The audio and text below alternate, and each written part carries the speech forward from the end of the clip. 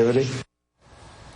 Traveling with the president in Poland today, NBC's chief White House correspondent and host of MSNBC's The Daily Rundown, Chuck Todd. Chuck, this is such a fascinating series of events. First, the jubilation in the Rose Garden on Saturday, then the attacks from members of Congress. A lot of criticisms even from Democrats and from U.S. allies, to me and to others off camera. And now the president very much playing defense today in Warsaw when he was asked about the first chance that reporters had to question him about it.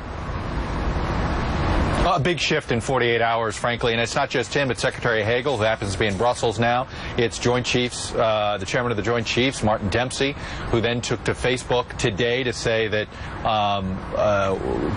the accusations about Sergeant Bergdahl, about Bo Bergdahl, will be something. He's innocent until proven guilty, but made it clear that he wouldn't get any special treatment, that there would be an investigation to try to quiet down that end of the criticism here. But absolutely, from where we were Sunday, for what you mentioned about what Susan Rice said about Bergdahl, to the questions about why these five, why were they released. And by the way, we haven't even gotten to the questions about what does this mean for the future of Gitmo, what does this mean for the future of the rest of those detainees that are sitting there, if we're treating them as this is a prisoner exchange, as it's been called by both Chuck Hagel and now the president.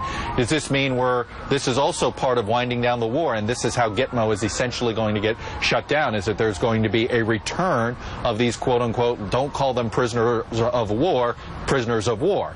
And so all of those questions, and what's been interesting, Andrea, is that what's caught the White House off guard here, they were expecting criticisms of Gitmo, criticisms of the detainees that were chosen.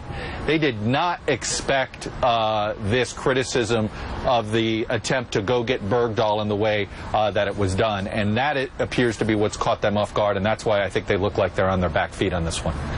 And Chuck, it does seem that they thought that the military would rally round them, that would give them the protection, if you will, political protection from dealing through the Qataris with the Taliban.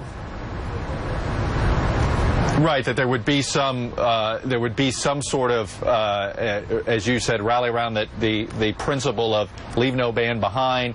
If you take one of the quotes from the Pentagon spokesperson today that appeared in the New York Times, I thought was interesting, when he said, when somebody goes overboard on a Navy ship, it doesn't matter whether they were pushed, whether they fell, or something else happened, or they jumped themselves, the boat turns around and goes and gets them. But that wasn't necessarily what they were saying on Sunday. On Sunday, I think they thought there would be some euphoria around this, that the only POW that was remaining in Afghanistan, that there would be a rally around the flag. That didn't happen.